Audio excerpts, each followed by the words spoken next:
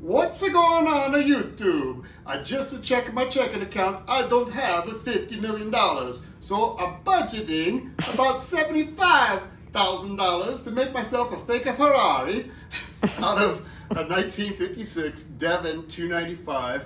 Gonna change it into a 1959 Ferrari 250 Testarossa-Le Mans. Here's what I've been up to the past couple days.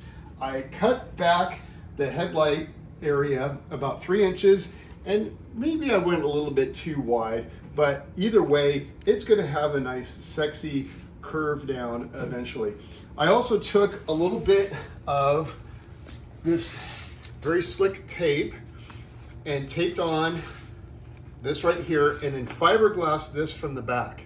Afterwards, when this is cured, I'll fiberglass from the front, and then I'll start my shaping. But this is gonna give me a lot of strength, lightweight. I'm not gonna be dealing with a whole bunch of Bondo.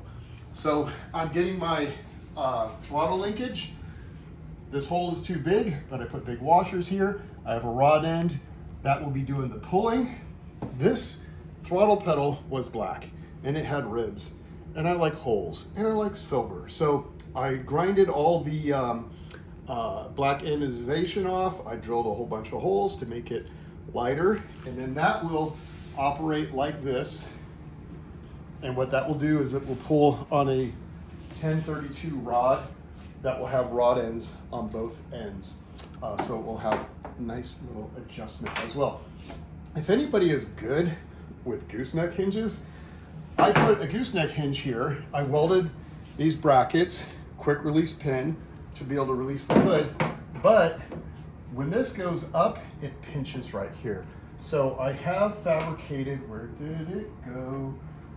I have fabricated a bridge that I will fiberglass into the hood to take the stress and spread it out everywhere. But I have to figure out where the fulcrum of this gooseneck needs to be. I have a feeling it needs to be much further back. If anybody knows about that stuff, please let me know.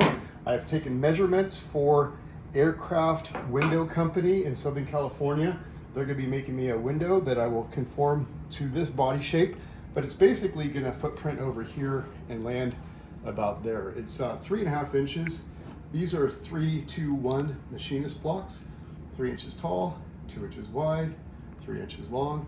And they're great for setting stuff up like this and measuring to see measuring distances. What else is going on? I have the seats pretty much mounted. I welded in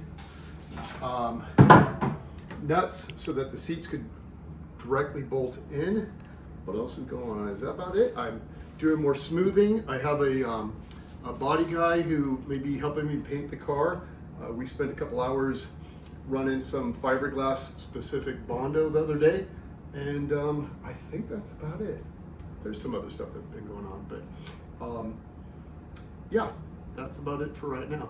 So that's it for part 10. In about a week, we'll be doing part 11. And I think I have finally found a gauge supplier. It's gonna cost me almost $3,000 for gauges, but they are gonna look absolutely perfect. They're gonna be coming from Italy. I'm excited about that. The glass, the plexiglass hood scoop is gonna be coming from Southern California, and I'm getting excited. So once I get the motor running, which should be within the next week, I will focus on all the aluminum work in the cockpit, and then off to body work, and then let's get this thing painted and on the road. See you at episode 11.